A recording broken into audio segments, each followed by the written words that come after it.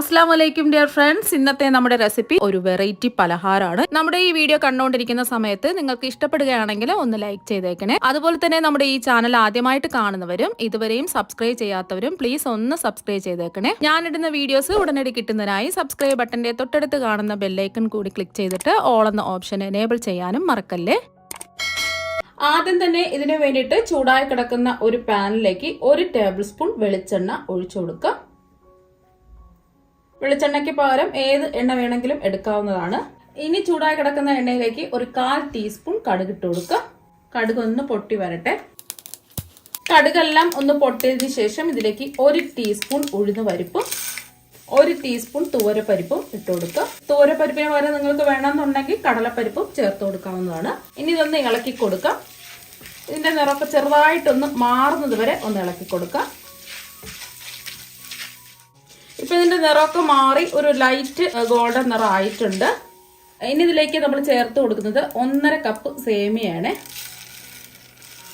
ഇതുപോലെ ചെറുതായിട്ട് ഒന്ന് പൊടിച്ചു വേണം ഇട്ട് കൊടുക്കാൻ വേണ്ടിയിട്ട്. 250 ml കപ്പിന് 1.5 കപ്പ് സേമിയാണ് എടുത്തിട്ടുള്ളത്. ഇനി ഇതൊന്ന് റോസ്റ്റ് ചെയ്തെടുക്കാം. അപ്പൊ നിങ്ങൾക്ക് ഇതിന് പകരം റോസ്റ്റ് ചെയ്ത സേമിയം എടുക്കാവുന്നതാണ്. അതാവുമ്പോൾ ഗോൾഡൻ നിറം ആവുന്നത് വരെ റോസ്റ്റ് ചെയ്യേണ്ട ആവശ്യമൊന്നുമില്ല. ഇപ്പൊ ഒരു ഗോൾഡൻ നിറം ആയിട്ടുണ്ട്. ഇനി അങ്ങ് ഗോൾഡൻ ബ്രൗൺ ആവാൻ നിൽക്കണ്ട. ഈ ഒരു സമയം ഇതിലേക്ക് 1/4 കപ്പ് റവ ഇട്ട് കൊടുക്കാം. ഏകദേശം ഒരു 50 ഗ്രാം ഒക്കെ ഉണ്ടാവും.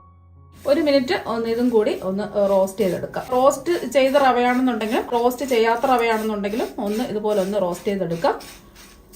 ഏത് റവ വേണമെങ്കിലും എടുക്കാവുന്നതാണ്. നല്ല ചൂടാണ്. ഒരുപാട് ഇട്ട് റോസ്റ്റ് ചെയ്യേണ്ട ആവശ്യമൊന്നുമില്ല.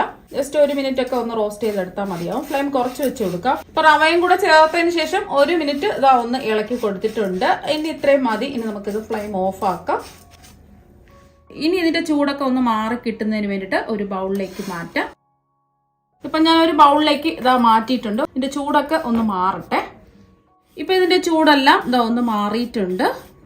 ഒരു ചെറിയ ക്യാരറ്റ് ഇതുപോലെ ഗ്രേറ്റ് ചെയ്തത് ഇട്ട് കൊടുക്കാം. അതുപോലെ തന്നെ ഒരു ക്യാപ്സിക്കം ഉണ്ടെങ്കിൽ ചെറുതായിട്ട് കട്ട് ചെയ്തും കൂടി ഇട്ട് കൊടുക്കാം. ഇനി ചെറിയൊരു സവാള ചെറുതായിട്ട് കട്ട് ചെയ്തും കൂടി ഇട്ട് കൊടുക്കാം. ഇനി എരിവിന് ആവശ്യമായ പച്ചമുളക് ഇട്ട് കൊടുക്കാം. ഞാനിപ്പോൾ ഇതിൽ പച്ചമുളക് മാത്രമേ ചേർക്കുന്നുള്ളൂ. ഒരു 2 പച്ചമുളകാണ് ചെറുതായിട്ട് കട്ട് ചെയ്ത് ചേർത്ത് കൊടുക്കുന്നത്. ഇനി ഇതിലേക്ക് നമ്മൾ ചേർത്ത് കൊടുക്കുന്നത് 1 ടീസ്പൂൺ ചെറുതായിട്ട് കട്ട് ചെയ്തെടുത്ത ഇഞ്ചിയാണ്. ഇനി നല്ലൊരു ടേസ്റ്റ് കിട്ടുന്നതിന് വേണ്ടിയിട്ട് 1 ടേബിൾ സ്പൂൺ കിസ്മിസും കൂടി ഇട്ട് കൊടുക്കുക. അപ്പൊ 2 കളറിലെയും ഞാൻ എടുത്തിട്ടുണ്ട്. അപ്പൊ ഏതെങ്കിലും ഒന്ന് ചേർത്ത് കൊടുത്താൽ മതിയാവും. അപ്പൊ അത് വേണമെന്ന് നിർബന്ധമൊന്നുമില്ല. ഇത് വേണ്ടെങ്കിൽ ഇത് ഒഴിവാക്കാം. ഇനി ആവശ്യത്തിന് ചെറുതായിട്ട് കട്ട് ചെയ്തെടുത്ത മല്ലിയിലയും കൂടി ഇട്ട് കൊടുക്കാം. മല്ലിയിലേക്ക് പകരം നിങ്ങൾക്ക് വേണമെന്നുണ്ടെങ്കിൽ കുറച്ച് കറിവേപ്പിലയും കട്ട് ചെയ്ത് ഇട്ട് കൊടുക്കാവുന്നതാണ്.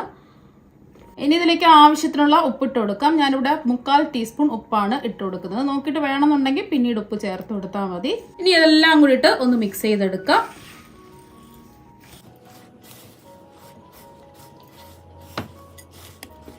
ഇനി ഇതിലേക്ക് 1 കപ്പ് അധികം പുളിപ്പില്ലാത്ത നല്ല കട്ടിയുള്ള തൈര് ഒഴിച്ചു കൊടുക്കാം. നമ്മൾ തൈര് എടുത്ത അതേ കപ്പിന്റെ അളവിൽ തന്നെ 1/4 കപ്പ് വെള്ളവും കൂടി ഒഴിച്ചു കൊടുക്കാം. സാധാരണ പച്ചവെള്ളമാണ് ഞാൻ ഒഴിച്ചു കൊടുക്കുന്നത്. ഇനി ഇതെല്ലാം കൂടിയിട്ട് ഒന്ന് യോജിപ്പിച്ചെടുക്കാം.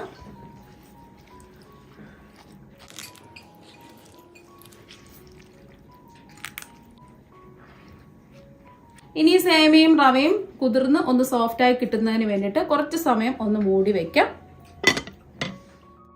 ഇപ്പൊ നമ്മൾ ഇത് റെസ്റ്റ് ചെയ്യാൻ വെച്ചിട്ട് ഒരു അരമണിക്കൂറായി. ഇപ്പൊ കണ്ടില്ലേ, ആ റവയും സേമിയയും എല്ലാം ഒന്ന് സോഫ്റ്റ് ആയി കിട്ടിയിട്ടുണ്ട്. നല്ലോണം കുതിർന്ന് ഒന്ന് സോഫ്റ്റ് ആയി കിട്ടിയിട്ടുണ്ട്.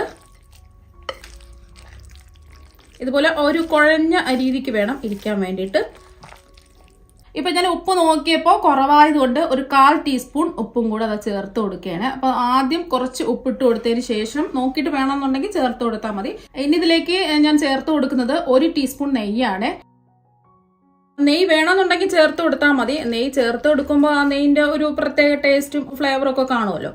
അപ്പൊ അതിന് വേണ്ടിയിട്ടാണ് ചേർത്ത് കൊടുത്തത്. നെയ്യ് ചേർത്ത് കൊടുക്കണമെന്ന് നിർബന്ധമൊന്നുമില്ല. ഇപ്പൊ എല്ലാം ഒന്ന് മിക്സ് ചെയ്ത് എടുത്തിട്ടുണ്ട്. ഇപ്പൊ ഞാൻ എന്താ ഒരു ഇഡ്ഡലി ചെമ്പില് ഒരു 4 ഗ്ലാസ് വെള്ളം തിളപ്പിക്കാൻ വെച്ചിട്ടുണ്ട്. ഇനി ഇതിലേക്ക് ഈ ഇഡ്ഡലി ചെമ്പിന്റെ തട്ട് വെച്ച് കൊടുക്കാം.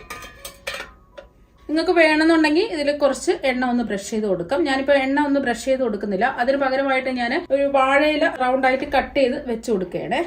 എന്നിട്ട് അതിന്റെ മുകളിൽ കുറച്ച് എണ്ണ ഒന്ന് ബ്രഷ് ചെയ്ത് കൊടുത്താൽ മതി. അപ്പൊ ആ വാഴയിലയുടെ ഒരു ടേസ്റ്റും ആ ഒരു ഫ്ലേവറും ഒക്കെ കിട്ടും. അതിന് വേണ്ടിയിട്ടാണ്. ഇനി ഇതിന്റെ മുകളിലായിട്ട് കുറച്ച് എണ്ണ ഒന്ന് ബ്രഷ് ചെയ്ത് കൊടുക്കാം. ഇതിന്റെ മുകളിലായിട്ട് ഓരോ കശുവണ്ടിയും കൂടി വെച്ചു കൊടുക്കാം. ഇത് വെച്ചു കൊടുക്കുന്നത് കാണാൻ ഒരു ഭംഗിക്ക് വേണ്ടിയിട്ടാണ്. ഇനി ഓരോ കുഴികളിലായിട്ട് ഈ മിക്സ് വെച്ചു കൊടുക്കാം.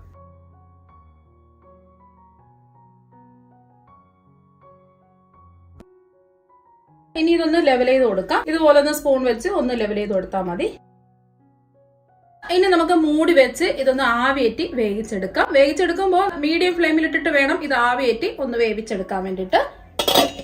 ഇപ്പൊ നമ്മള് ഇത് ആവിയേറ്റി വേവിച്ചെടുക്കാൻ തുടങ്ങിയിട്ട് ഒരു 10 മിനിറ്റ് ആയി.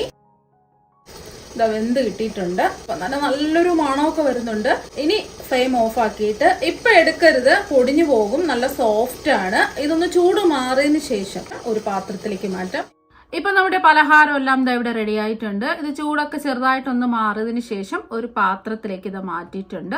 ഇത് ബ്രേക്ക്ഫാസ്റ്റ് ആയിട്ടോ ഡിന്നർ ആയിട്ടോ ചായ പലഹാരമായിട്ടോ നമുക്ക് എപ്പോ വേണമെങ്കിലും വളരെ ഈസി ആയിട്ട് തയ്യാറാക്കി എടുക്കാൻ പറ്റിയ ഹെൽത്തി ആയിട്ടുള്ള ഒരു പലഹാരം കൂടിയാണ്. അതുകൊണ്ട് തന്നെ ഏത് പ്രായക്കാർക്കും കഴിക്കാവുന്നതാണ്. ഇപ്പൊ കണ്ടില്ലേ നല്ല സോഫ്റ്റ് ആയിട്ടിരിപ്പുണ്ട്. ഇടയ്ക്കിടയ്ക്ക് നമ്മൾ കിസ്മിസ് ഒക്കെ ചേർത്ത് കൊടുത്തത് കൊണ്ട് കഴിക്കാൻ വേണ്ടിയിട്ട് ഒരു അടിപൊളി ടേസ്റ്റ് ആണ്. അപ്പോൾ നിങ്ങൾ എല്ലാവരും സേമിയ വെച്ചിട്ടുള്ള ഈ പലഹാരം ട്രൈ ചെയ്ത് നോക്കുക. തീർച്ചയായും നിങ്ങൾക്ക് എല്ലാവർക്കും ഇഷ്ടപ്പെടും. അപ്പൊ നമുക്ക് മറ്റൊരു വെറൈറ്റി ഡിഷുമായിട്ട് വീണ്ടും കാണാം. താങ്ക്